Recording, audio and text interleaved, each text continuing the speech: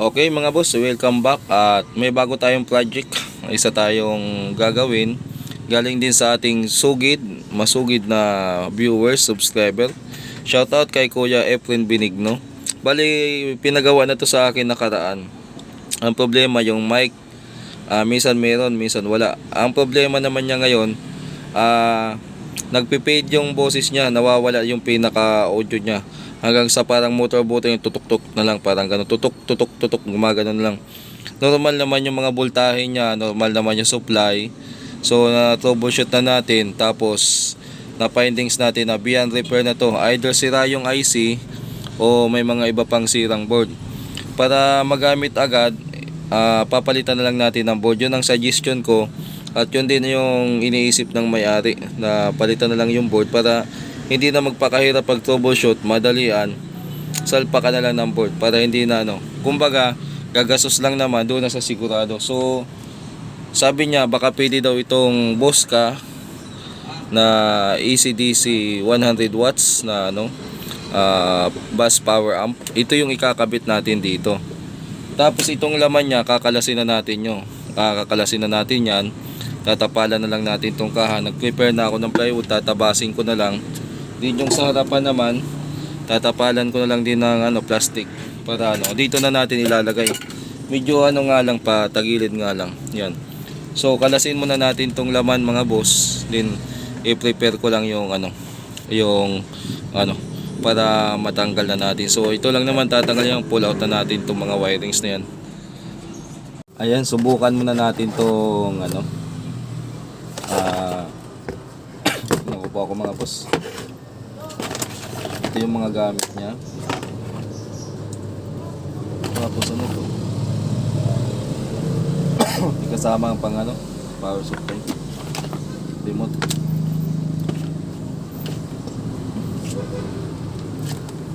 Ito yung para sa speaker.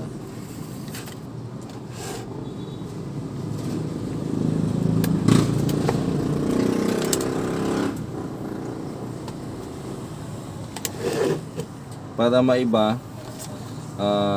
testing muna natin sa ibang speaker para sigurado. Wag muna direkta doon sa speaker, baka masira. Maganda yung safety first tayo. Okay?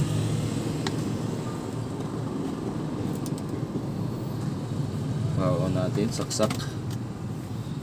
Tapos power on. Yan, umilaw na yung The Bluetooth device is ready to pair. Ayan, tumunog na the Bluetooth device. Try natin kabitan ng memory card.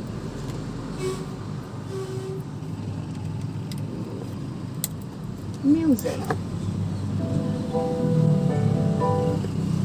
So palitan natin.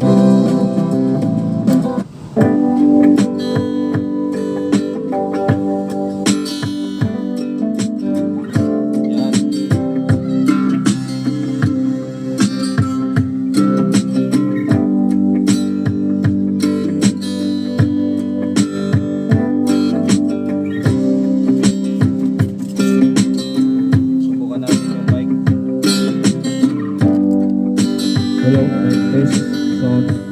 Hello, sound test. Hello. Mic check, sound check.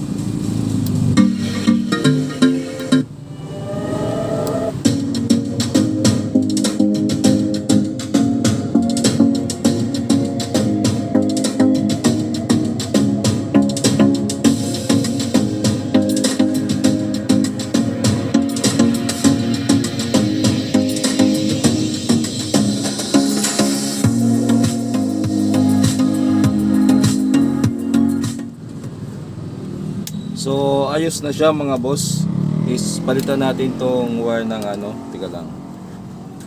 Tapos natin yung wire doon sa loob. Yan, ilawan natin.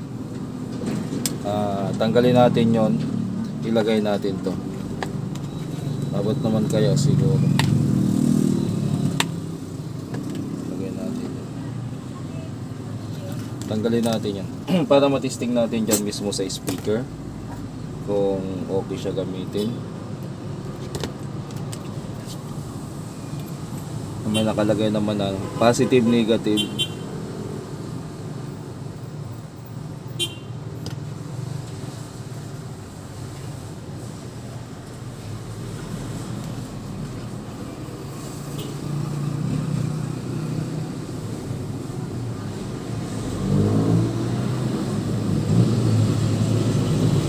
May nakalagay naman siya na ano, nausok ko na. Positive, negative, kaya madaling ano. Ayan. Okay.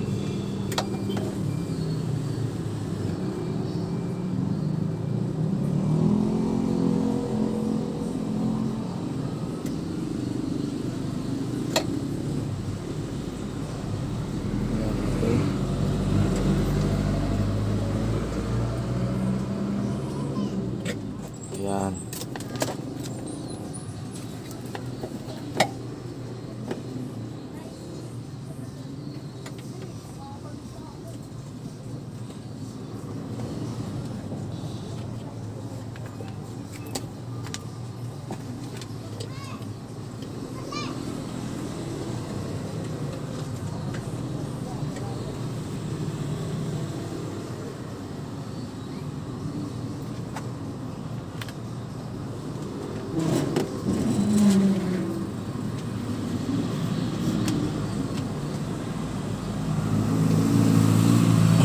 Ayan.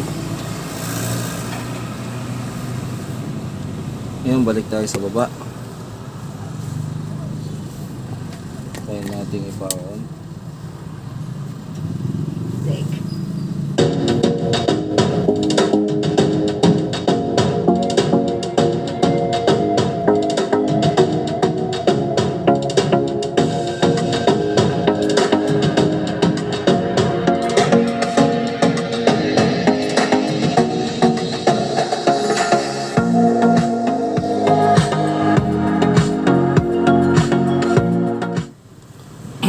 So, ayan, ayos na mga boss. Pasensya na kayo, medyo may tama yung lalamunan ko.